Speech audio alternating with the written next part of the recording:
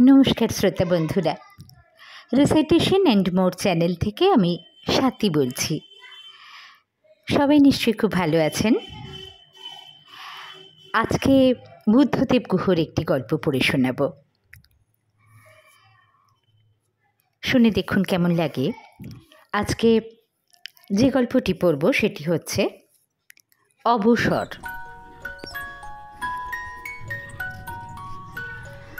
সুরমা এই শীতেও ঘেমে গিয়েছিলেন। তাড়াতাড়ি জায়গা করে গরম গরম ভাত, পেঁয়াজ রসুন কাঁচা লঙ্কা ফোড়ন দেওয়া মুসুরির ডাল আর একটু আলু ভাজা করে খাবার দিলেন। আজ খেতে বসে পেটের মধ্যে কেমন গুড়গুড় করছিল মৃগেনবাবুর। যদিও এই তাড়াহুড়ো করে সকাল 8টার মধ্যে শীত গ্রীষ্ম বর্ষায় কাকচান করে খেয়ে দৌড়ে স্টেশনে এসে লোকাল ধরে কলকাতা পৌঁছানোর অভ্যাস তার মজ্জায় মজ্জায় গেঁথে গিয়েছিল, কিন্তু আজই শেষ তাড়াহুড়ো। কাল থেকে আর কোনো তাড়া থাকবে না, সাড়া থাকবে না তার অকিঞ্চিতকর জীবনে। একটা স্তব্ধ, কর্মহীন, উদ্দেশ্যহীন শান্তি বিরাজ করবে কাল থেকে। সেই স্তব্ধতার ভারে চাপা পড়ে যাবেন না তো তিনি? গরম গরম ভাত ডাল মুখে পড়তে পড়তে ভাবছিলেন মৃগেনবাবু। খাওয়া সেরে মুখ ধুয়ে 3 দিন পরা ড্রিলের প্যান্ট ও খদ্দরের হাওয়াইন শার্টটা দেওয়ালের পেরেকে ঝোলানো হ্যাঙ্গার থেকে নামিয়ে পরে নিলেন, লুঙ্গি খুলে ফেলে। সুরমা 1 গ্লাস জল ও 1 খিলি পান নিয়ে এসে দাঁড়ালেন দরজার পাশে। পানটা হাতে নিতে নিতে হঠাৎ লক্ষ্য করলেন মৃগেনবাবু যে সুরমার মুখে কি একটা দারুণ ভয়ের ছায়া পড়েছে। 50% পেনশন পাবেন যদিও, কিন্তু আয় রাতারাতি অর্ধেক হয়ে গেলে আতঙ্কিত হবারই কথা। প্রভিডেন্ট ফান্ডের ধার কেটে হাতে যেটুকু পাবেন তার সবটাই খরচ হয়ে যাবে মিনুর বিয়েতে। তারপর আপাতত ভাববার সময় নেই। 8টা 5-এর গাড়ি ধরতে না পারলে লেট হয়ে যাবেন। তাঁর নিজের আয়ত্তাধীন কারণে যখন কখনোই লেট হননি অফিসে, আজ শেষ দিনেও লেট হতে চান না তিনি। মানুষের ভূমিকা সংসারে যতই সামান্য ও অকিঞ্চিতকর হোক না কেন, সেই জীবনেও গর্ব করার মতো কিছু কিছু জিনিস প্রত্যেক মানুষেরই থাকে। মৃগেনবাবুর প্রায় কখনোই লেট না হওয়ার গর্বটা সেই জাতীয় গর্ব। যথারীতি কেউই তখনও আসেননি তাদের সেকশনে। ড্রয়ারটা খুললেন। একটা বল পয়েন্ট পেন, কাঁচের ভিতর দিয়ে উঁকি মারা লাল নীল হলদে রঙের আভাসিত গোল গোল পেপার ওয়েট দুটো, একটা নীল ফাউন্টেন পেন, বিয়ের সময় পাওয়া শেফার্সটা, একটা সূচ কাগজ ফুটো করার, মাল্টিভিটামিন ট্যাবলেটের খালি শিশি একটা, 4টে পোস্টকার্ড, অডিট সেকশনের কিছু কাগজ, অ্যাপেল এফেক্টের 3টে অর্ডার টাইপ করা। এসবের মধ্যে তার নিজের সম্পত্তি বলতে ওই বল পেন, খালি ওষুধের শিশি আর শেফার্স কলমটা। অন্য সব কিছুই অফিসের। চাকরি জীবনে যেখানে যেখানে বদলি হয়েছেন, পেপার ওয়েট দুটো সবসময় সঙ্গে করে নিয়ে গেছেন। নিচের দিক ঘষে ঘষে ক্ষয়ে গেছে। কোনো কিছু জটিল বিষয় চিন্তা করতে হলেই টেবিলের উপর একটা পেপার ওয়েট নিয়ে 2 আঙুলে ঘোরাতেন মৃগেনবাবু। দুরূহ সব ক্যালকুলেশন। আজকালকার ছেলেরা কি জানে? আগে ট্যাক্স ক্যালকুলেশন কত কঠিন ছিল। আজকাল ইনকাম ট্যাক্স ডিপার্টমেন্টের কাজ যত না হয় তার থেকে বেশি হয় রিপোর্ট রিটার্নের খেলা। খাজনার চেয়ে বাজনাই বেশি। হিল্লি দিল্লিতে হাজার হাজার রিপোর্ট যাচ্ছে। টেলেক্স টেলিফোনের ঠেলায় অস্থির। কোটি কোটি টাকা খরচ হচ্ছে স্টেশনারি এবং ম্যান আওয়ারে। কিন্তু মৃগেনবাবুর মনে হয় যে আজ অবধি যেসব রিটার্ন রিপোর্ট গেছে অফিস থেকে, তার শতকরা 90 ভাগই ভুল অথবা অনুমানের ভিত্তিতে তৈরি। পুরো ব্যাপারটাই একটা ফার্স। কিন্তু এসব কথা বলা তাঁর শোভা পায় না। কেন্দ্রীয় সরকারের কোটি কোটি নগণ্য কর্মচারীর মধ্যে তিনি একজন মাত্র, একটা বিরাট মেশিনের একটি ক্ষুদ্রাতি ক্ষুদ্র অংশ। তার সাধ্য কি এই ভণ্ডামির মুখোশ খোলেন? এই গরিব গুরবদের দেশেও এই আশ্চর্য ক্ষমাহীন অপচয়ের অপরাধের প্রতিবাদ করেন? যেন তেন প্রকারেণ উপরওয়ালার চোখ রাঙানি ও ধমক, চাপ ও ঔদাসীন্যে অভ্যস্ত হতে হতে রিপোর্ট রিটার্নের গোলকধামে খেলতে খেলতে কোনো ক্রমে সসম্মানে সুপার অ্যানুয়েটেড হয়ে যাওয়াটাই সরকারি চাকুরের মোক্ষ। অনেক কথা মনে আসছিল তাঁর একা অফিসে বসে, নানা রকম কথা, কত বছরের স্মৃতি। মৃগেনবাবু ভাবছিলেন যে এই পেপার ওয়েট দুটোই রেখে যেতে হবে আজ, বহুদিনের সঙ্গী। রেখে যাবেন আরও অনেক কিছু, বুকের মধ্যের অনেক বোধ, সহকর্মীদের ছোট ছোট ঈর্ষা, পরশ্রী কাতরতা, অবিবেচনা এবং মহত্ব, ভালোবাসা, সহমর্মিতাও। বুক খালি করে চলে যাবেন আজ বিকেলে। কী করে যে সকাল থেকে এতখানি সময় কেটে গেল বুঝতেই পারলেন না। সকলেই নিজের নিজের কাজ এবং অকাজ নিয়ে ব্যস্ত। উনি যে আজ রিটায়ার করবেন এই মর্মান্তিক খবর নিয়ে অন্য কারোরই কোনো চাঞ্চল্য নেই মনে হলো। অভিমানে লাগলো বড় মৃগেনবাবুর, গলার কাছে কী যেন দলা পাকিয়ে উঠে আসতে লাগলো। টিফিনের সময় ক্যান্টিনে গিয়ে এক কাপ চা খেলেন মৃগেনবাবু। ক্যান্টিনে যে ছেলেটি কাজ করে সে তার বিশেষ পরিচিত। সে জানে না যে মৃগেনবাবু আর কখনো আয়কর ভবনের ক্যান্টিনে চা খেতে আসবেন না। ছেলেটিকে কিছু বললেন না মৃগেনবাবু। তাঁর রিটায়ারমেন্টটা তার নিজের কাছে হয়তো একটা বিরাট ব্যাপার, কিন্তু এই ছেলেটির কাছে এবং অন্য সকলের কাছে তো নয়। চায়ে চিনি প্রায় দেয়নি বলতে গেলে, দুধও কম। তবুও কিছু বললেন না মৃগেনবাবু। আজকের দিনটিতে কারো কাছ থেকে কিছু চেয়ে নিতে চান না তিনি। যে যা দেয় ভালোবেসে, যতটুকু দেয় শেষ দিনে, তাতেই খুশি তিনি। লিফটে উঠে নিজের সেকশনে চলে এলেন তিনি চা খেয়ে। কেঁদে টেঁদে ফেলবেন না তো, দুপুর থেকেই মনে মনে নিজেকে শক্ত করতে লাগলেন। হেমেনের সঙ্গে একটা তুচ্ছ ব্যাপার নিয়ে ঝগড়া হয়েছিল কয়েক মাস আগে। এ নিয়ে তিনি দুঃখিত ছিলেন। অন্যায়টা হেমেনেরই, তার নয়। এ অফিসের হাকিমরা কখনোই নিজের চেম্বার ছেড়ে সেকশনে আসেন না, তাই কে কাজ করে এবং কে করে না তা তাঁদের জানার কথা নয়। ফলে যে বোকারা কাজ করে তারা কাজ করেই মরে, এবং যে চালাকরা ফাঁকি মারে তারা সারা জীবন ফাঁকিই মেরে যায়। যেহেতু এটা সরকারি অফিস, যেহেতু এখানে বেশি কাজ করলেও মাইনে বাড়ে না, ফাঁকি মারলেও মাইনে কমে না, চাকরি যাওয়ার তো প্রশ্নই ওঠে না। সেখানে কতিপয় বোকা লোক পুরো দপ্তরটাকে বছরের পর বছর গন্ধমাদনের মতো নিজের ঘাড়ে বয়ে বেড়ায়। ছোট বড় চাকুরে ওই মুষ্টিমেয় মানুষগুলি কোনো দিন হাত থামালে হুড়মুড় করে প্রশাসন ভেঙে পড়বে। সরকারের আদ্যশ্রাদ্ধ সম্পন্ন হবে সেদিন। একটু অন্যমনস্ক হয়ে পড়েছিলেন মৃগেনবাবু। কত কমিশনার দেখলেন, নারগেলওয়ালা, জনসন, অহিন্দ্র চৌধুরী, ভালো ভালো উপরওয়ালাও ছিল। চাকরির শেষ দিনে চাকরি সংক্রান্ত অনেক মূল ও গভীর কথা আজ মনে আসছে। আবর্তের মধ্যে থাকলে আবর্তকে দেখা যায় না। আজ এই আবর্ত থেকে বাইরে বেরোচ্ছেন বলেই তার সমস্ত চাকরি জীবনটাকে একটা সম্পূর্ণ নতুন পার্সপেক্টিভে দেখতে পাচ্ছেন তিনি। হঠাৎ কে যেন পেছন থেকে বলল, মৃগেনদা। মৃগেনবাবু চেয়ে দেখলেন হেমেন। উঠে দাঁড়িয়ে বললেন, বসো বসো। হেমেন ঝগড়ার কথা কিছুমাত্র উল্লেখ না করে বলল, আপনি চলে গেলে আপনার দাম বুঝতে পারবো আমরা। মৃগেনবাবু বললেন, তাই? হেমেন মুখে আর কিছু বলল না। মৃগেনবাবুর সামনে বসে রইল কিছুক্ষণ ওর চোখে চেয়ে। প্রকৃত বাঙালিরা মুখে ভালো কথা বলতে পারে না, তারা চোখ দিয়ে কথা বলে। হেমেনও তাই বলল।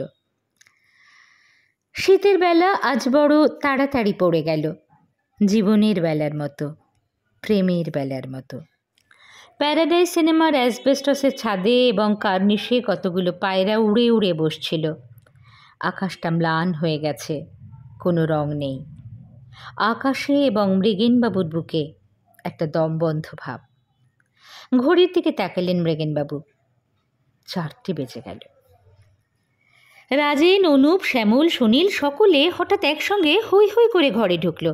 একটা মালা, হাঁড়ি ও চাঙাড়িতে সন্দেশ, রসগোল্লা, সিঙাড়া সব নিয়ে এসেছে ওরা। ওদের দেখে ঘরের অন্যান্য সকলেই চেয়ার ছেড়ে মৃগেনবাবুর টেবিলের সামনে এসে ভিড় করল।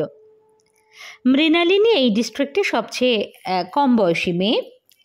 এলডিসি হয়ে সবে ঢুকেছে 2 মাস হলো। মৃণালিনীর উপর ভার পড়ল মৃগেনবাবুকে মালা পরানোর। দেখতে শুনতেও ফুটফুটে মৃণালিনী খুব সপ্রতিভও বটে। মৃণালিনী এসে মালা পরালো, হাততালি পড়ল। অন্যান্যরা হাতে হাতে ক্যান্টিন থেকে চেয়ে আনা প্লেটে খাবারগুলো সাজিয়ে ফেলল। হরিপদকে ক্যান্টিনে পাঠানো হলো বড় কেটলি করে চা আনতে। মৃগেনবাবুর সামনে চেয়ার জড়ো করে সকলে বসল।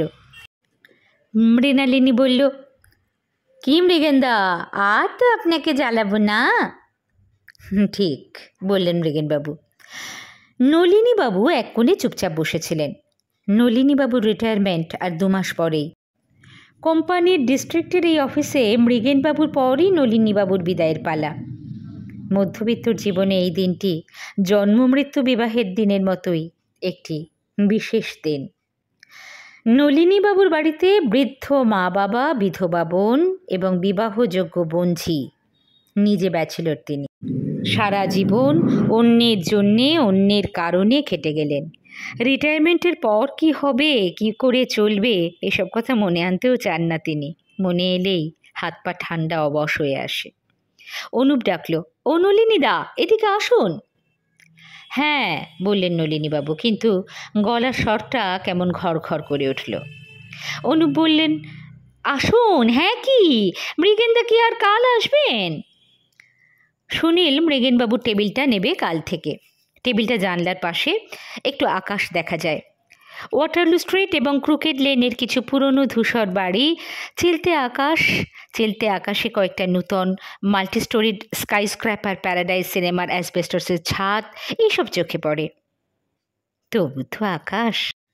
মুক্তির উপায় না হলেও আভাস, এই কম কি। সুনীল নেবে টেবিলটা, কিন্তু রাজেনেরও লোভ ছিল। বলেই ফেলল রাজেন, মৃগেনদা, বড় টেবিলটা কিন্তু সিনিয়রিটি হিসেবে আমারই প্রাপ্য ছিল। চলে যাবার দিনে আপনি একটা অন্যায় কাজ করলেন, ভুল করলেন একটা। মৃগেনবাবু স্বগতোক্তির মতো বললেন, রাজেন, কেরানিরা কি কখনো ঠিক কাজ করে? ন্যায় কি কখনো করে তারা? চলে যাবার দিন আর আমার মন খারাপ করে দিস না এসব কথা বলে। হঠাৎ সুনীল দৌড়ে এসে মৃগেনবাবুর চেয়ারে বসে থাকাকালীনই ড্রয়ারের চাবির গোছাটা একটানে মৃগেনবাবুর টেবিল থেকে তুলে নিল। নলিনীবাবু এতক্ষণ মৃগেনবাবুর এই রিটায়ারমেন্টের দিনের ফেয়ারওয়েলে একেবারে বিযুক্ত ছিলেন, যদিও চাঁদাটা ঠিকই দিয়েছিলেন সকলের অনুরোধে। কিন্তু সুনীল ওই রকমভাবে মৃগেনবাবুর সামনে থেকে চাবিটা ছিনিয়ে নেওয়ার সঙ্গে সঙ্গে হঠাৎ টিভির অ্যান্টিনার মতো ঝাঁকড়া এবং কুঁজো হয়ে তিনি উঠে দাঁড়িয়ে বললেন, হচ্ছে কি? হ্যাঁ, হচ্ছেটা কি? সকলে নলিনীবাবুর এমন আচমকা উত্তেজনায় অবাক হয়ে ওদিকে তাকাতেই নলিনীবাবু বললেন, তোমাদের তর্স হয়েছিল না? মৃগেনের তো আজও 5টা অবধি চাকরি আছে নাকি নেই? ওই টেবিলের মালিক তো 5টা অবধি ওই। তোমরা 5টার পরও তো চাবি নিয়ে মারামারি করতে পারতে। সত্যি তোমাদের। মৃগেনবাবুর দু চোখে মরণোন্মুখ মানুষের সংখ্যা ফুটে উঠেই নিবে গেল। অন্ধকার মুখে একটা জোর করা হাসি ফুটিয়ে নলিনীবাবুকে বললেন, আহা আহা, ঠিক আছে নলিনী, উত্তেজিত হইও না। 1 ঘন্টা আগে আর পরে এই টেবিলের উপর আর দাবি রেখে লাভ কি? শ্যামল পরিবেশটাকে হালকা করার জন্য বলল, কত বছর ব্যাটিং করলেন দাদা এই ডিপার্টমেন্টে? মৃগেনবাবু হাসলেন, বললেন, তা প্রায় 35 বছর। যে মানুষটা তখন চাকরিতে ঢুকেছিল এবং আজ যে বেরিয়ে যাবে, তাদের মধ্যে বিস্তর ব্যবধান। অনুপটা কেবল ছেলে মানুষই না, বুঝো একটু কম ওর। হঠাৎ বলল, মৃগেনদা, এত বছর চাকরি করে আজ আপনি চলে যাচ্ছেন, আর আমার মোটে 4 বছর হলো। যাওয়ার আগে আমাদের কি কোনো অ্যাডভাইস? কি অ্যাডভাইস দেব? মৃগেনবাবু ধরা গলায় বললেন। বলি সঙ্গে সঙ্গে বললেন, হ্যাঁ, আমি কী বা ছাতার লোক, আমার আবার অ্যাডভাইস? তবে হ্যাঁ, একটা কথা বলবো। লাইলো, আমরা বন তুলসীর ঝাড়, বাড়াবাড়ি আমাদের মানায় না, বুঝলে? বাহ, তাহলে আমরা সকলেই একই ছাতার লোক, আমরাই তো সংখ্যায় বেশি। অফিসার কজন? আমাদের কি কোনো কন্ট্রিবিউশন নেই অ্যাডমিনিস্ট্রেশনে? মৃগেনবাবু একটা সিগারেট ধরালেন। প্যাকেটের শেষ, জীবনেও শেষ সিগারেট। সুরমাকে কথা দিয়েছেন যে রিটায়ার করার পর সিগারেট খাওয়া ছেড়ে দেবেন। কথা দেওয়া ব্যাপারটা একটা নগ্ন সত্যকে সম্ভ্রান্ত করার জন্যে। রিটায়ারমেন্টের পর সবচেয়ে সস্তা দামের সিগারেট খাওয়াও তাঁর পক্ষে অসম্ভব। অন্যমনস্ক হয়ে গেলেন মৃগেনবাবু, চুপ করে রইলেন। অনুপ আবার বলল, কই চুপ করে রইলেন যে? মৃগেনবাবু যেন অনেক দূরে চলে গিয়েছিলেন। দূর থেকে চোখের ক্লান্ত লেন্স দুটোকে জুম করে অনুপের দিকে ঘুরিয়ে বললেন, কিসের কন্ট্রিবিউশন? আমাদের কোনো কন্ট্রিবিউশন নেই, আমরা নন এন্টিটি। নলিনীবাবু হঠাৎ ঘরের কোণা থেকে উঠে এসে মৃগেনবাবুর সামনে দাঁড়ালেন। তারপর আস্তে আস্তে বললেন, ঠিকই বলেছিল মৃগেন, আমরা উপরওয়ালাদের চোখে নন এন্টিটি, কিন্তু আমরাই এই নাটকে উইংসের পেছনে থাকি সবসময়। উইংস ওঠাই নামাই, আলো ফেলি নায়কদের মুখে। আমরা প্রমাণ করি অ্যাডমিনিস্ট্রেটরদের ভূমিকা, কিন্তু আমরা ফালতু। ছেলেরা সকলে চাঁদা করে একটা সোয়েটার কিনেছিল মৃগেনবাবুর জন্য। প্যাকেটে মোড়া অবস্থায় সেটা দিল ওরা। মৃগেনবাবু অভিভূত বোধ করলেন, কিছু বলতে পারলেন না। ফেয়ারওয়েলের শান্ত অনুষ্ঠানটা বক্তৃতা মঞ্চের মতো হয়ে যাচ্ছে দেখে যখন হেমেনবাবু ও সুনীলরা সকলেই বিব্রত বোধ করছিলেন, তখন স্নেহলতা এলেন। ভিড় ঠেলে এসে মৃগেনবাবুর সামনে দাঁড়ালেন। মৃগেনবাবু চোখ তুললেন। স্নেহলতা এখন পোদ্দার কোর্টের অফিসে, দেখা হয় খুব কম। আজ থেকে 25 বছর আগে যুবতী স্নেহলতাকে প্রেম নিবেদন করেছিলেন মৃগেনবাবু, বিয়েও করতে চেয়েছিলেন। স্নেহলতা তখন একজন ইন্সপেক্টরকে ভালোবাসতেন, এখন তিনি অফিসার। জানতেন না মৃগেনবাবু, বোকামি করেছিলেন, কিন্তু তাকে দুঃখ না দিয়ে বুদ্ধিমতীর মতো স্নেহলতা বলেছিলেন, যাকে মানুষ ভালোবাসে তাকে কখনো বিয়ে করতে নেই। স্নেহলতার বাড়ি ছিল বরিশালে। হ্যান্ডব্যাগ থেকে একটা ছোট্ট প্যাকেট বের করে বলল, খান মৃগেনদা, আপনার জন্য বানিয়ে এনেছি। মৃগেনবাবু হঠাৎ লক্ষ্য করলেন স্নেহলতারও কপালের চুল পেকে গেছে, গড়ন ঢিলে ঢালা হয়ে গেছে। বয়স বড় নির্লজ্জ, নির্দয়, কারোই রেহাই নেই এর হাত থেকে। স্নেহলতা বসেই রইলেন, বললেন, চলুন একসঙ্গে বেরুব। তারপর অনেক এলোমেলো কথা, চেঁচামেচি, তার উপর ছেলেরা একে একে চলে গেল। প্রায় কেউ না কেউ রিটায়ার করে কোনো না কোনো সেকশনে। ফেয়ারওয়েল দেওয়াটা ভদ্রতা, কিন্তু তা নিয়ে বেশি সময় নষ্ট করা চলে না। প্রত্যেককেই ট্রাম বা ট্রেন ধরতে হবে, ওদের জীবনে আনন্দ অথবা বিষণ্ণতারও সময় নেই। শুধু হেমেন আর নলিনীবাবু ছিলেন, আর স্নেহলতা। মৃগেনবাবু উঠলেন, হাঁটুটা কেমন যেন কেঁপে উঠল। লিফটে নেমে আয়কর ভবনের সদর দরজায় এসে হেমেন আর নলিনীবাবুকে চলি বলে দুদিকে চলে গেলেন। বলল, মাঝে মাঝে আসবেন। বড্ড ভিড়, সিনেমার লাইনে চিৎকার, ট্রাম, বাস, গাড়ি আর মানুষের আওয়াজ। দূর থেকে শুনলে মনে হয় একটা গোঙানি, বড় যন্ত্রণার, বেদনার, নৈর্ব্যক্তিক গোঙানি। স্নেহলতা বেন্টিং স্ট্রিট ধরে কিছুটা মৃগেনবাবুর সঙ্গে হেঁটে এলেন। মুখে কোনো কথা হলো না। দুজনের হৃদয়ে হয়তো 25 বছর আগের অনেক কথা ফিরে আসছিল। তখন কলকাতার যৌবন ছিল তাদের দুজনেরও। স্নেহলতা দাঁড়ালেন, বললেন, আমি 25 নম্বর ধরব মৃগেনদা। তারপর বললেন, মিলির বিয়ের সময় নেমন্তন্ন করব, আসবেন কিন্তু। মিলি? অবাক হলেন মৃগেনবাবু। বললেন, মিলিরও বিয়ের বয়স হয়ে গেল? এই তো সেদিন হলো, ও পিজিতে হয়েছিল না? স্নেহলতা হাসলেন, বললেন, 23 বছর বয়স হয়েছে ওর। মৃগেনবাবু যেন ধাক্কা খেলেন একটা। কথা ঘুরিয়ে বললেন, তোমার কর্তা কেমন আছেন? এখন তো যেন কোথায় posted, strand road, Middleton road? না না, 3 নম্বরে, তাই না? ভালোই আছে, স্নেহলতা বললেন। তারপর বললেন, মিলির বিয়েতে না এলে খুব রাগ করব। বলেই হঠাৎই বললেন, মিলি তো আপনারও মেয়ে হতে পারত। মৃগেনবাবুর চোখের সামনে হঠাৎ এক ঝাঁক সাদা নরম পাখি উড়ে এসে বসল। নাকের আশরাশ কামিনী ফুলের গন্ধ এলো ভেড় করে। মৃগেনবাবু যখন ভালো করে চোখ তুলে তাকালেন, তখন আলিয়া হোটেলের সামনে ভিড়ের মধ্যে স্নেহলতার ফিকে নীল রঙের শাড়িটা এক ঝলক দেখা গেল শুধু। মৃগেনবাবু কিছুক্ষণ নিশ্চল দাঁড়িয়ে রইলেন ওখানে। তখনই শিয়ালদার দিকে গেলেন না। বিকেলে অফিস ছুটি হয়েছে এর আগে বহু হাজার দিন, কিন্তু আজকের ছুটিটা বড়ই অন্যরকম। কী রকম তা একটু ভালো করে বুঝতে চান মৃগেনবাবু। অনেকক্ষণ পর পা বাড়ালেন। এ পথে ও পথে উদ্দেশ্যহীনভাবে ঘুরলেন। যে মুহূর্তে অফিস থেকে বেরিয়েছিলেন সেই মুহূর্ত থেকে হাতঘড়িটা একটা অনাবশ্যক গয়না হয়ে গেল তার কাছে। পানের দোকানে দাঁড়িয়ে 120 জর্দা দিয়ে একটা পান খেলেন, একটা সিগারেটও। শেষ বিলাসিতা।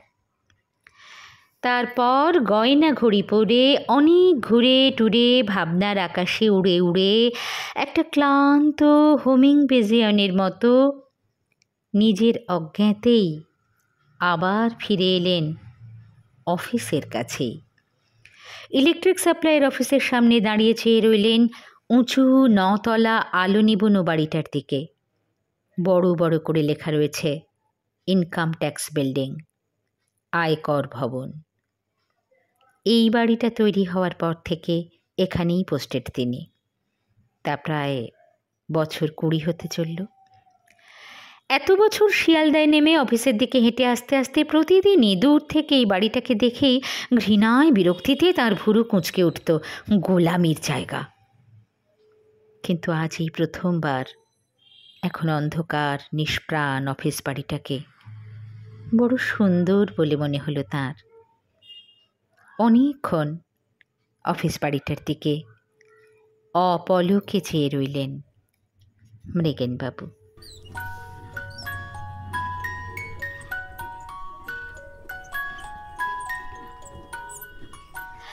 একটা বাস্তব অভিজ্ঞতার কথা অনবদ্য ভঙ্গিমায় ছোট্ট গল্পের মধ্যে তুলে ধরেছেন বুদ্ধদেব গুহ। জানাবেন এই ছোট্ট অবসর গল্পটি আপনাদের কেমন লাগলো। আপনাদের মতামত জানার জন্য অধীরভাবে অপেক্ষা করে থাকি। ভালো লাগলে লাইক করতে পারেন।